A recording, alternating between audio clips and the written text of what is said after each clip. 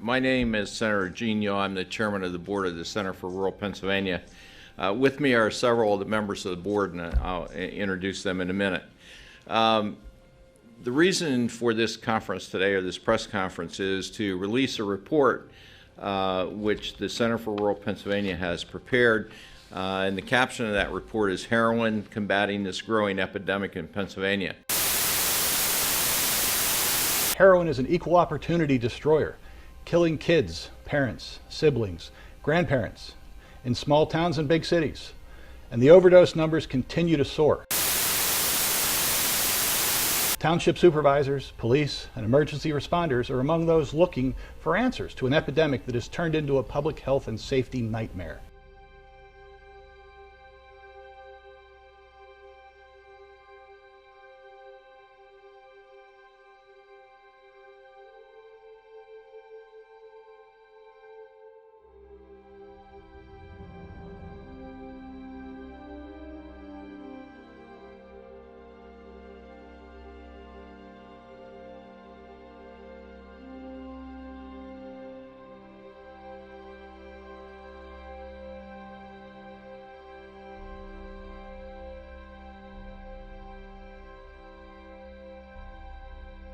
The poppy plant was growing in Mediterranean regions as early as 6000 BC and has since been cultivated in a number of countries throughout the world.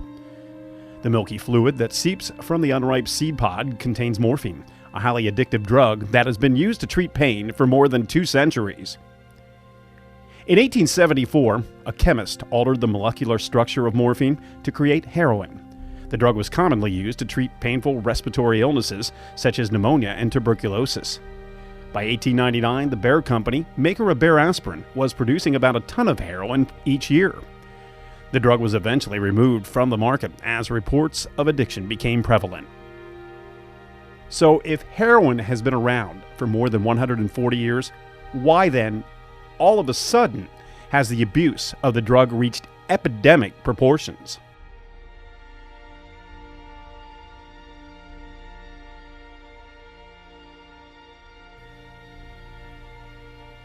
Understanding this epidemic begins with understanding opioids.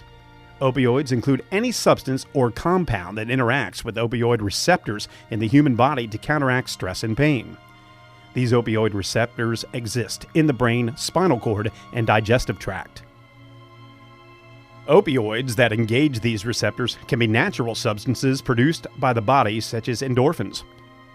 Opioids include drugs made from the natural secretions of the poppy plant, like codeine, morphine, and heroin. Opioids include synthetically produced prescription drugs like oxycodone, Vicodin, and Percocet, to name just a few. The 20-year period from 1990 to 2011 saw drastic increases in the number of synthetic opioid prescriptions written and dispensed in America. This reckless trend of prescribing resulted in drastically increased occurrences of addiction to and abuse of the highly addictive opioid prescriptions. While the United States makes up less than 5% of the world's population, our citizens consume 80% of the world's opioid supply. When a person suffering from an addiction to an opioid prescription can no longer obtain the drug from a healthcare provider, they often turn to a cheap, readily available alternative opioid, heroin. While not every patient that takes an opioid prescription medication becomes addicted, studies show that 4 out of 5 people, or 80% of those suffering with heroin addiction, began with an opioid prescription medication.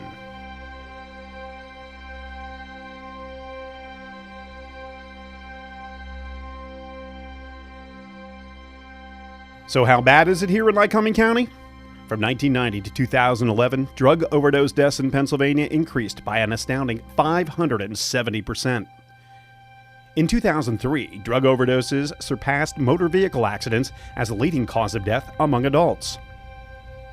Between 2009 and 2013, opioid abuse claimed the lives of 3,000 Pennsylvanians.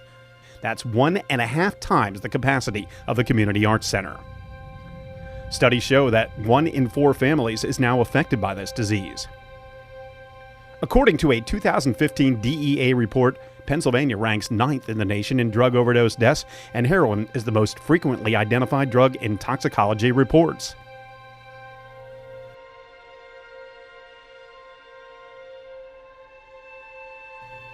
Emergency rooms treat 30 or more opioid overdose victims every month, and the death rate in our local communities is now doubling each year. To make matters worse, only 1 in 8 people that need treatment for heroin or opioid addiction is getting the help they so desperately need.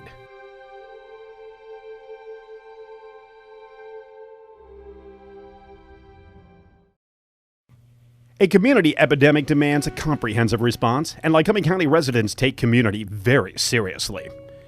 When data on this emerging epidemic began to circulate in 2013, President Judge Nancy Butts took action and formed the Heroin Task Force with the help of West Branch Drug and Alcohol Executive Director Shay Madden.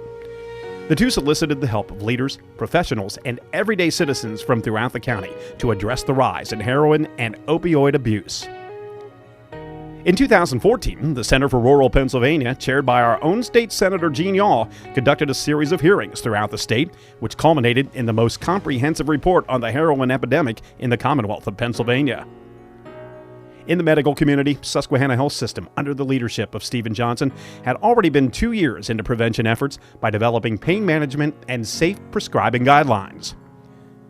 The collective vision and leadership of these 3 initiatives laid the foundation for what would come to be known as Project Bald Eagle. Project Bald Eagle is a 501c3 nonprofit organization that is leading coalition efforts to stem the tide of the heroin epidemic in Lycoming County. Our organization is led by a board of directors comprised of community leaders that represent the various segments of our community-wide coalition. They include Dr. Davy Jane Gilmore, Judge Nancy Butts, Stephen P. Johnson, Dr. Ken Trachty, Senator Gene Yaw, Shay Madden, Dr. Vince Matteo, Reverend Andy France, Eric Linhart, Dr. Todd Fosnot, Tony Musser, Michael Pollock, Dr. Beth McMahon, Joseph Yoder, Donald Benson, and Maddie Antonacci. Project Bald Eagle relies on dozens of volunteers that serve on mission-specific subcommittees that analyze trends within the heroin epidemic, identify specific problems, and create solutions that take us closer to bringing an end to this plague.